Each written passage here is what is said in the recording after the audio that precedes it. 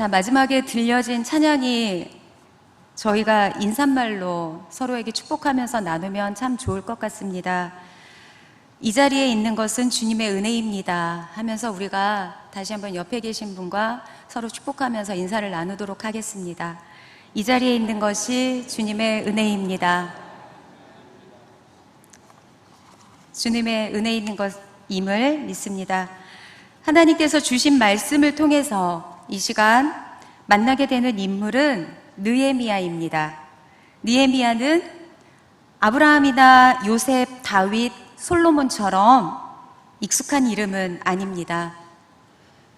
성경에는 이스라엘의 역사를 기록한 그러한 역사서가 17권이 있는데요. 그 중에서도 포로로 잡혀갔던 이스라엘 사람들이 다시 귀환하게 되는 그러한 포로 귀환 시대의 이스라엘 역사를 다루는 책이 3권이 있습니다. 바로 에스라, 느헤미야, 에스더인데요. 오늘은 그 중에서 느헤미야에 관한 말씀을 같이 나누도록 하겠습니다. 우리나라의 그 일제 식민 기간 중에 자주 독립을 위해 애썼던 김구 선생님이 있었다면 이스라엘의 그 포로 귀환 역사에는 이 에스라와 느헤미야가 있다고 하면 좀 더 이해가 쉬울 것 같습니다. 이스라엘은 솔로몬 왕 이후 우리나라처럼 남과 북으로 나누어지게 되는데요.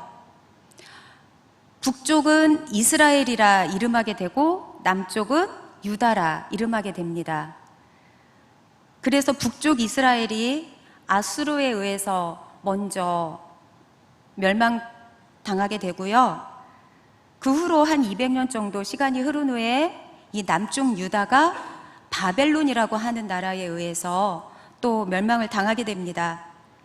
우리나라의 침략국인 일본도 우리나라를 대상으로 참 나쁜 일을 많이 했습니다. 그런데 이스라엘을 침략한 아수르나 바벨론도 마찬가지였습니다.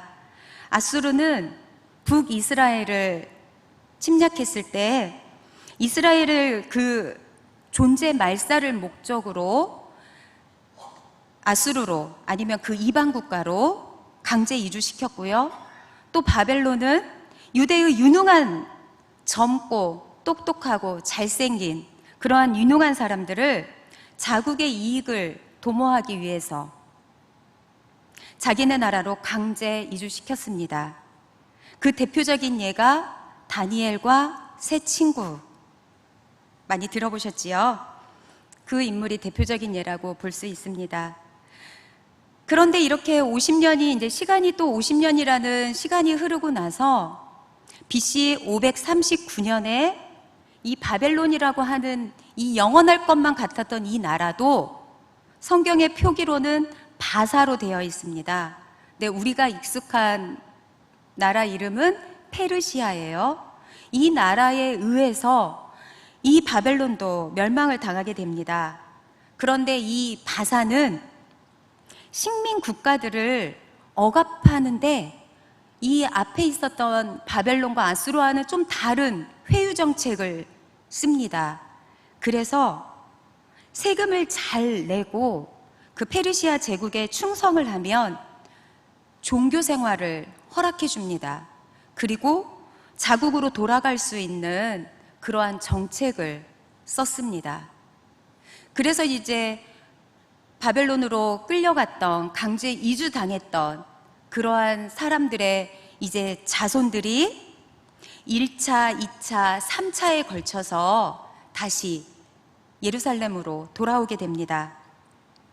짧은 시간에 이루어진 게 아니라 100여 년에 가까운 시간에 걸쳐서 이루어지게 됩니다. 에스라 2장 1절에서 옛적의 바벨론 왕 느부갓네살에게 잡혀갔던 바벨론으로 갔던 자들의 자손들 중에서 노임을 받고 예루살렘과 유다의 도로 돌아와 각기 각자의 성읍으로 돌아갔다. 이렇게 말씀하고 있습니다. 에스라서는 1차 귀환이 1차, 2차, 3차에 걸쳐서 이루어졌다고 말씀드렸잖아요. 1차 포로 귀환으로부터 그 3차 포로 귀환 직전까지 이스라엘의 역사를 다룹니다. 느헤미야서는 이제 이 3차 포로 귀환부터 BC 약 400년경까지, 그러니까 약 대략 한 40여 년 정도의 역사를 이 느헤미야서에서는 다루게 됩니다. 느헤미야서의 핵심은 침략으로 붕괴된 그 이스라엘의 성벽을 재건하는 것과 영적으로 너무나 타락해 있던 그러한 예루살렘을 개혁하는 그 이야기들이 이 느헤미야서의 중심을 이루게 됩니다. 이러한 주제 하에 오늘 우리가 읽은 본문 느헤미야 1장 1절에서 11절은요 두 부분으로 구분해서 저희가 볼 수 있습니다. 첫 번째는 1절에서 3절까지로 느헤미야가 어떻게 3차 때 다시 예루살렘으로 돌아오게 된 그 동기가 설명이 되고요. 두 번째 4절에서 11절로는 느헤미야의 애통과 그리고 민족을 향한 기도의 내용을 다루고 있습니다. 그럼 우리는 여기에서 무엇보다 성벽이 주는 의미에 대해서 느헤미야가 와서 성취했던 그러한 성벽에 주는 의미에 대해서 먼저 저희가 생각해 볼 필요가 있습니다. 성벽은 내가 사는 곳에 대한 지역의 표시이며 외부 침입에 대한 방어입니다. 예루살렘 성벽 또한 마찬가지입니다. 예루살렘 성벽이 이스라엘 귀환민들을 외적의 침입으로부터 보호해주는 그러한 실질적 역할을 하지만 그 역할만으로 끝나는 것이 아니었습니다. 하나님 중심의 신정국가 재건의 구체적인 상징이 되기 때문입니다. 뿐만 아니라 성벽은 영적으로 선민에 대한 하나님의 보호의 상징이 되며 선민으로 부름을 받은 이스라엘은 특별히 세상과 구별된 거룩한 백성임을 보여주는 것입니다. 즉 성벽은 이스라엘 백성들이 하나님의 말씀대로 살아가며 하나님만을 찬송하는 공동체를 상징하는 것입니다. 그래서 다른 일보다 이 성벽을 재건하는 일에 앞장서야 했습니다. 그런데 이스라엘 백성이 포로 귀환을 하고 무너진 성전이 재건되었음에도 불구하고 수십 년이 지난 현재 상태까지도 아직까지 성벽이 재건되지 못하고 있었습니다.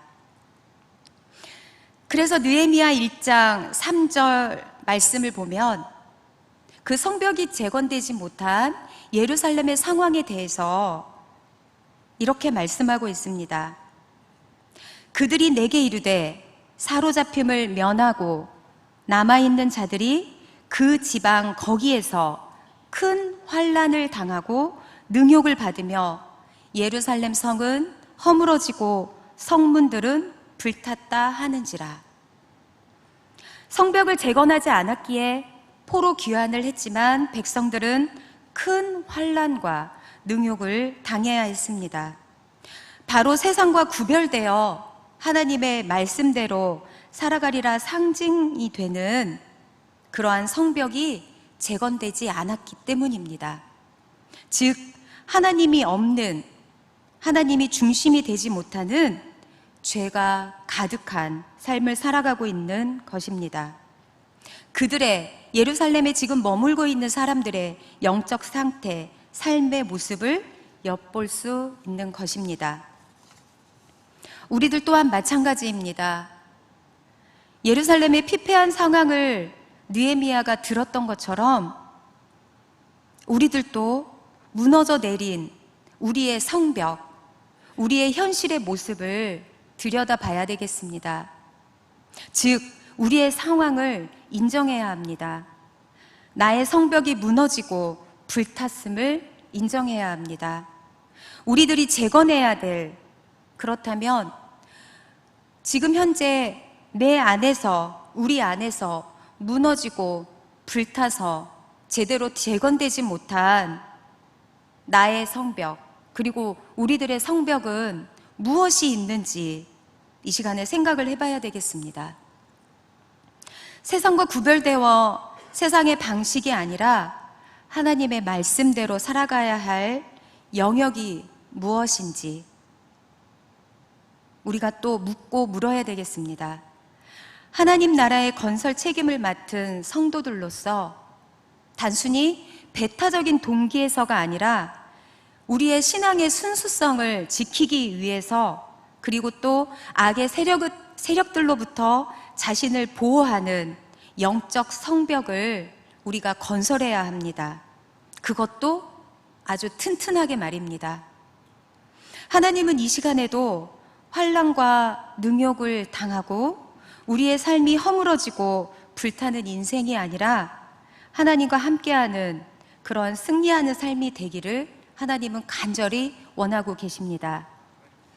4절 말씀입니다. 내가 이 말을 듣고 앉아서 수일 울고 수일 동안 슬퍼하며 하늘의 하나님 앞에 금식하며 기도하여.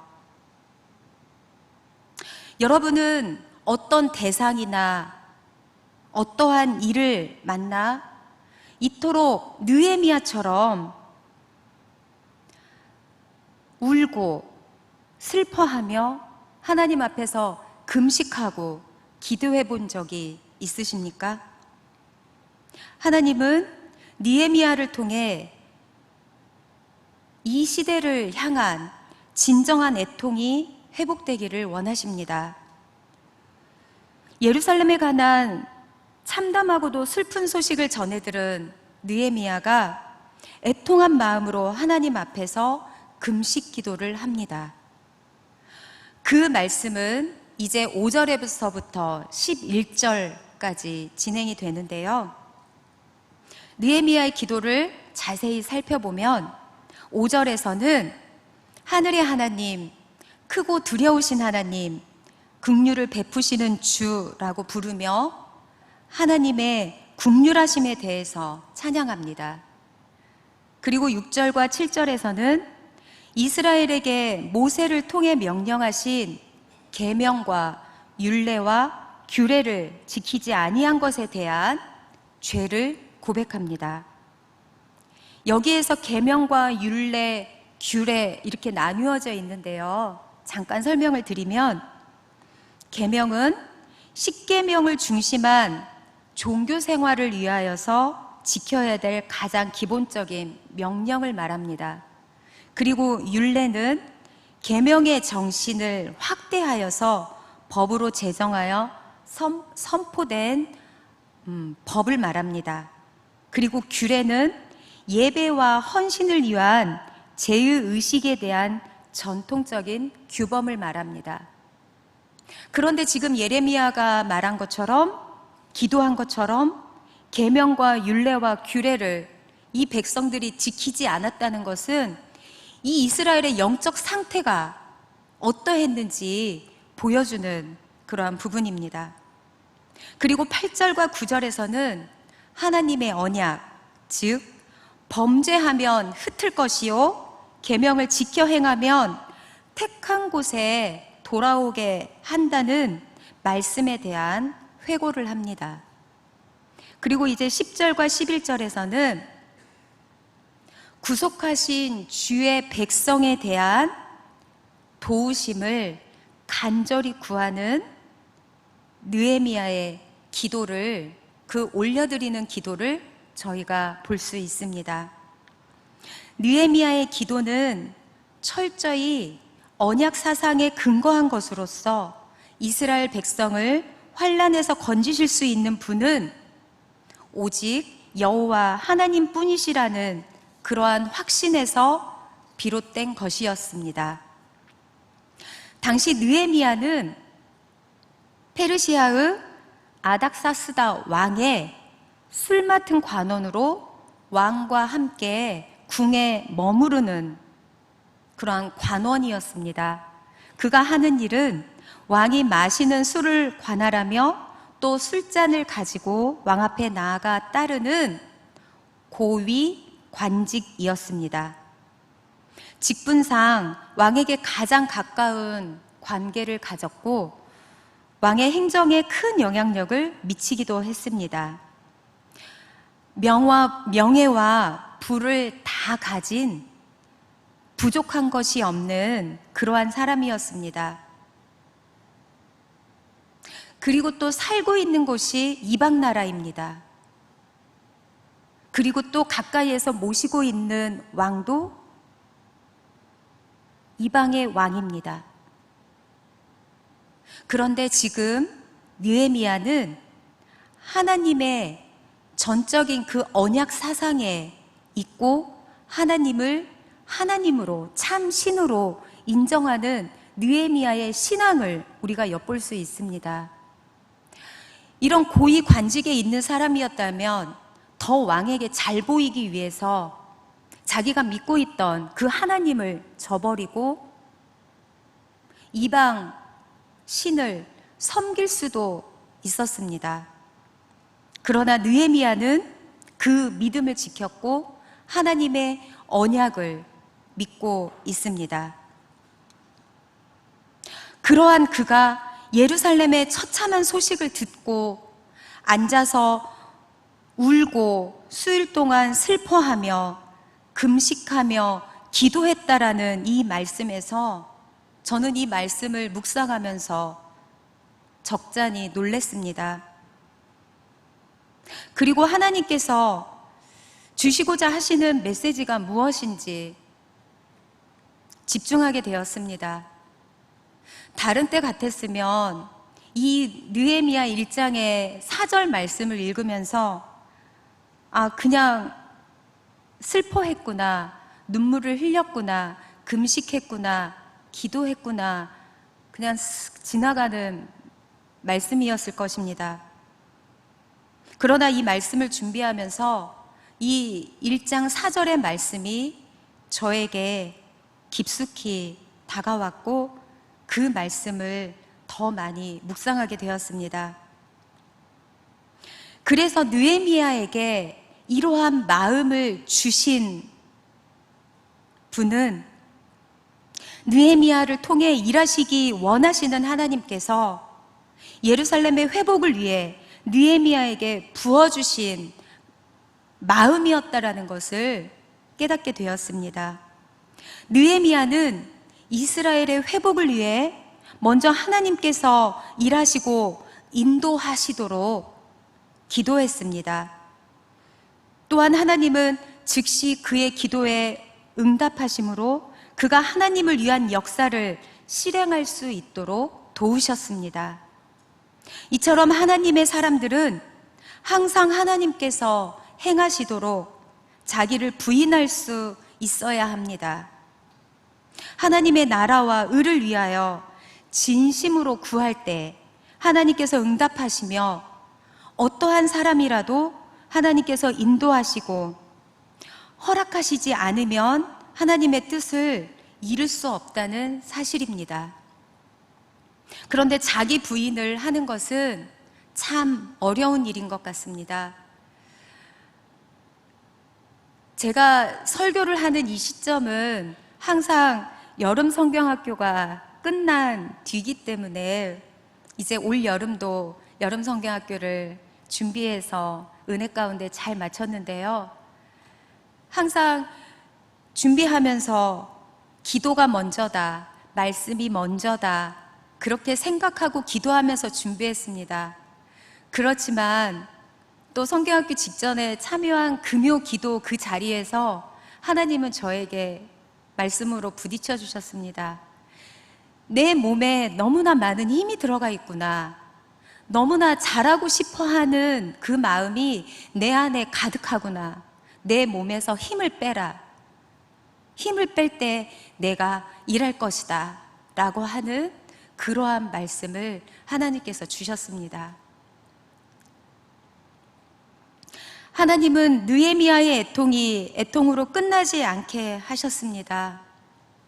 이제 유대로 귀환하여서 예루살렘 성벽을 완성하게 되었는데요. 아주 단시일 52일 만에 이 성벽을 완성하게 하셨습니다. 그리고 성문을 달고 이제 더 이상 외부로부터의 침입을 하지 못하게끔 막아주셨고요. 그 다음에 그 안에서 영적으로 개혁할 수 있게끔 하나님은 느헤미야를 통해서 일하셨습니다.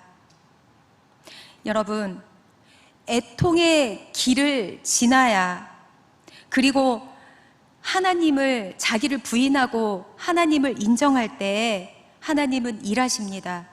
그리고 그곳에 소망이 있는 것을 발견합니다. 하나님은 지금 내게 주어진 위치가 무너진 성벽을 재건하라는 하나님의 은혜를 입게 하셔서 내게 허락하신 위치임을 기억하시고 인정하시기를 바랍니다. 우리 모두 느헤미야처럼 술 맡은 관원에 앉을 수는 없습니다. 하지만 성벽을 재건하는 마음으로 기도하며 살아가는 자들에게 하나님은 그 위치에 맞는 자리에 있게 하십니다. 그리고 그곳에서 느헤미야처럼 듣고 울고 슬퍼하고 기도하며 서 있으면 하나님께서 우리의 무너진 성벽을 하나하나 세워가십니다. 참으로 지금 2019년 여름은 사회적, 경제적, 정치적, 문화적으로 너무 더 이상 어려운 세상이 없을 것처럼, 더 타락할 곳이 없을 것처럼 혼란한 이 세상을 저희가 살아가고 있습니다. 여러분, 이 시대를 향해서 하나님이 원하시는 건 비판이 아닙니다. 하나님이 원하시는 건 정말 이 시대를 향해 애통하는 자를 우리 하나님이 찾으십니다. 느헤미야처럼 애통하고 그 애통의 눈물을 지날 때, 그리고 하나님을 그 안에서 인정할 때 하나님이 우리 한 사람 한 사람을 들어서 일하시는 것, 그것을 발견할 수 있기를 바랍니다. 바로 그곳에 하나님의 소망이 있습니다. 기도하겠습니다. 하나님, 하나님의 나라를 위하여서, 하나님의 나라의 확장을 위하여서 저희를 사용하시기를 원합니다. 저희가 이 세상을 바라보면서 무너지는 마음을 가지고 비판에 손가락질을 하는 것이 아니라 이 영적으로 무디어지고 타락한 이 세상을 향해서 하나님, 애통하는 마음을 가질 수 있도록 도와주시옵기를 원합니다. 또한 그 애통의 자리를 지날 때에 하나님이 함께 하시며, 또한 그곳에서 소망이 발견되고 하나님의 일하심을 발견할 수 있는 저희들이 되게 해주시기를 원합니다. 예수님의 이름으로 기도합니다. 아멘.